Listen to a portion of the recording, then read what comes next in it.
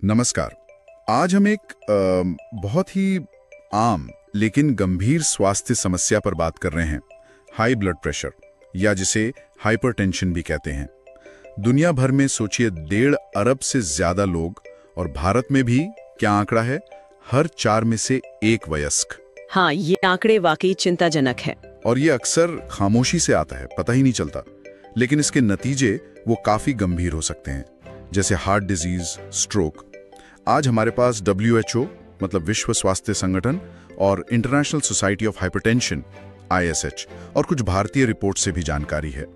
तो हमारा मकसद है हाइपरटेंशन को थोड़ा गहराई से समझना।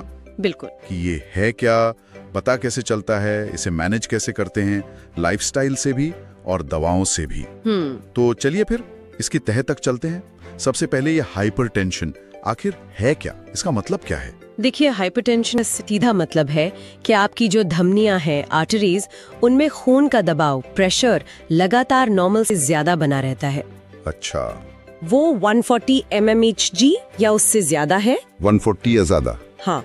या फिर जो नीचे वाला नंबर है डायस्टोलिक, वो 90 mmHg या उससे ज्यादा है, तो उसे हाइपरटेंशन माना जाता है। और एक दिलचस्प बात ये भी है, कई स्टडीज और WHO भी कहता है कि सिस्टोलिक प्रेशर मतलब ऊपर वाला नंबर, वो हार्ट डिजीज के रिस्क का ज्यादा अहम इंडिकेटर है। अच्छा, ऊपर वाला नंबर ज्यादा जरूरी है। हाँ, अक्सर। और क्योंकि इसे साइलेंट किलर भी कहते हैं, तो फिर इसका पता कैसे चलता है? मतलब कोई लक्षण वगैरह होते हैं? यही तो इसमें सबसे मुश्किल बात है। ज्यादातर लोगों में कोई साफ लक्षण दिखते ही नहीं है। यहाँ एक जरूरी बात WHO के हवाले से ये है कि मतलब इलाज शुरू करने से पहले हमेशा बहुत सारे लैब टेस्ट या वो जो लंबा चौड़ा कार्डियोवैस्कुलर रिस्क असेसमेंट होता है, वो करवाना जरूरी नहीं है हर बार। अच्छा, तो फिर? हाँ, मतलब डॉक्टर जरूरत पड़ने पर ECG या खून की जांच जैसे टेस्ट करवा सकते हैं, ये देखने के लिए कि कहीं कोई और वजह तो नहीं है हाइपरटेंशन की, या शरीर के अंगों पर जैसे किडनी या दिल पर कोई असर तो नहीं पड़ रहा। पर ये जो सिफारिशें हैं ना, ये अक्सर कंडीशनल होती हैं, मतलब हर स्थिति में जरूरी नहीं। समझ गया। तो मतलब बिना ढेर सारे टेस्ट के भी कुछ मामलों में इलाज शुरू किया जा सकता है? हाँ, बिल्कुल। तो अगर किसी को पता चलता है कि उन्हें हाइपरटेंशन है, तो पहला कदम क्या होना चाहिए, क्या करना चाहिए सबसे पहले? देखिए, सबसे पहला और सबसे जरूरी कदम है लाइफस्टाइल में बदलाव, जीवन शैली, लाइफस्टाइल चेंजेस। हाँ, ISH और WHO दोनों ही इस पे जबरदस्त जोर देते हैं। और ये बदलाव सिर्फ दवा शुरू करने से पहले नहीं करने। अच्छा। बल्कि दवा शुरू होने के बाद भी इनको लगातार जारी रखना है, ये बहुत जरूरी है। हाँ, ये लाइफस्टाइल वाली बातें हम सुनते तो बहुत हैं, पर असल में इसमें क्या-क्या आता है? मतलब किस तरह के बदलाव? हाँ, इसमें काफी कुछ है। पहला तो है वजन पर कंट्रोल रखना। वजन? हाँ, और खास तौर पर पेट की चर्बी, जिसे अब्डोमिनल ओबेसिटी कहते हैं, उससे कम करना। थोड़ा सा वजन कम करने से भी पता है काफी फर्क पड़ता है। अच्छा। दूसरा, खान पान, डाइट। इसमें सबसे अहम है नमक कम करना। नमक कितना कम? दिन में 5 ग्राम से कम, मतलब करीब 1 छोटा चम्मच। और साथ ही मीठा भी कम करना है, चीनी। मीठा भी? ओके। हाँ, और पोटेशियम और फाइबर वाली चीजें ज्यादा खानी है, जैसे फल, सब्जियां, साबुत अनाज।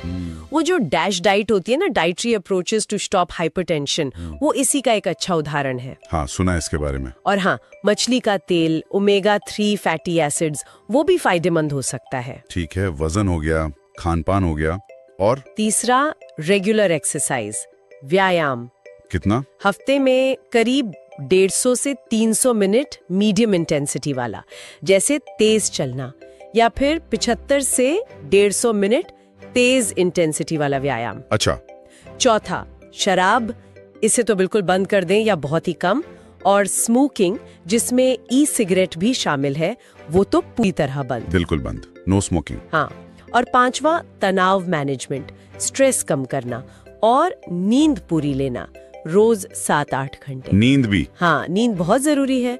और अगर किसी को स्लीप एपनिया जैसी नींद की बीमारी है, तो उसकी जांच और इलाज भी जरूरी है, क्योंकि उससे भी BP बढ़ सकता है। ये तो काफी सारी चीजें हो गई ध्यान रखने के लिए। आजकल कुछ और बातों पर भी जोर दिया जा रहा है ना, जैसे प्रदूषण का असर या गट हेल्थ। आंतों का स्वास्थ्य। हाँ बिल्कुल, ये उभरते हुए क्षेत्र है। नई रिसर्च आ रही है जो बता रहे हैं कि शायद वायु प्रदूषण से बचना और अपनी आंतों का स्वास्थ्य, गट हेल्थ बनाए रखना भी ब्लड प्रेशर कंट्रोल में मददगार हो सकता है। इंटरेस्टिंग।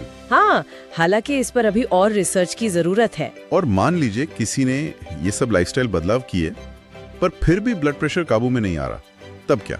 तब फिर दवाओं की जरूरत पड़ती है। दवाएं? हाँ, WHO के जो दिशा निर्देश हैं वो कहते हैं कि आम तौर पर जब बीपी लगातार 140/90 mmHg या उससे ज्यादा रहे तो दवाएं शुरू कर देनी चाहिए। 140/90? हाँ, और अगर किसी को पहले से कोई और दिक्कत है जैसे हार्ट डिजीज है या डायबिटीज है या किडनी की प्रॉब्लम है। अच्छा, मतलब हाई रिस्क पेशेंट। बिल्कुल, तो ऐसे मामलों में 130/80 mmHg से ऊपर बीपी होने पर भी दवाएं शुरू की जा सकती हैं। ठीक है, और ये दवाएं किस तरह की होती हैं? कई तरह की हैं, लेकिन WHO 3 मुख्य प्रकार की दवाओं को पहली पसंद मानता है। कौन सी? एक तो है थियाज़ाइड ड्यूरेटिक्स, ये शरीर से एक्स्ट्रा नमक और पानी निकालने में मदद करते हैं। ओके। दूसरे हैं AC इनहिबिटर्स या ARBs, ये एंजियोटेंसिन रिसेप्टर ब्लॉकर्स होते हैं। ये दोनों ही खून की नलियों को रिलैक्स करते हैं। और तीसरे हैं long acting calcium channel blockers, ये भी खून की नलियों को चौड़ा करते हैं। अच्छा, तो इनमें से कोई एक दी जाती है? अक्सर शुरुआत एक दवा से होती है, पर बहुत से लोगों को अपना बीपी टारगेट तक लाने के लिए 2 या ज्यादा दवाओं का कॉम्बिनेशन लेना पड़ता है। कॉम्बिनेशन? हाँ, और यहाँ WHO एक जरूरी बात कहता है। वो कहते हैं कि बेहतर नतीजों के लिए सिंगल पिल कॉम्बिनेशन को प्राथमिकता देनी चाहिए। सिंगल पिल कॉम्बिनेशन यानी मतलब एक ही गोली में 2 दवाएं मिली हो। इससे मरीज के लिए दवा लेना आसान हो जाता है, रोज याद रखना आसान होता है। हाँ, ये तो है, लेना आसान हो जाता है, लेकिन दवाओं के साथ कुछ चिंताएं भी तो जुड़ी होती होंगी, साइड इफेक्ट्स वगैरह। और भारत में कभी-कभी दवाओं की क्वालिटी को लेकर भी खबरें आती हैं। हाँ, आप सही कह रहे हैं, दवाओं के साइड इफेक्ट्स हो सकते हैं।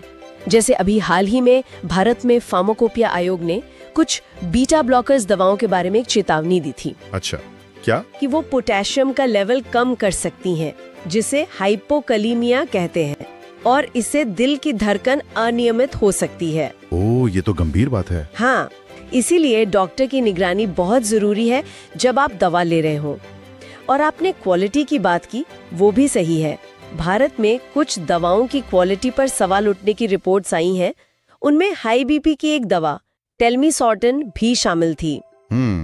तो ये बहुत जरूरी है कि दवा हमेशा किसी भरोसेमंद जगह से ही ली जाए। बिल्कुल सही, डॉक्टर की निगरानी और भरोसेमंद दवाएं। और देखिए, अगर हाइपरटेंशन को गंभीरता से नहीं लिया गया, उसे कंट्रोल में नहीं रखा गया, तो ये शरीर के बहुत जरूरी अंगों को नुकसान पहुंचा सकता है। जैसे दिल को हार्ट अटैक हो सकता है, हार्ट फेलियर हो सकता है, किडनी खराब हो सकती है, दिमाग पर असर, स्ट्रोक हो सकता है, आंखों की रोशनी जा सकती है। और चिंता की बात यह है कि कंट्रोल रेट बहुत कम है।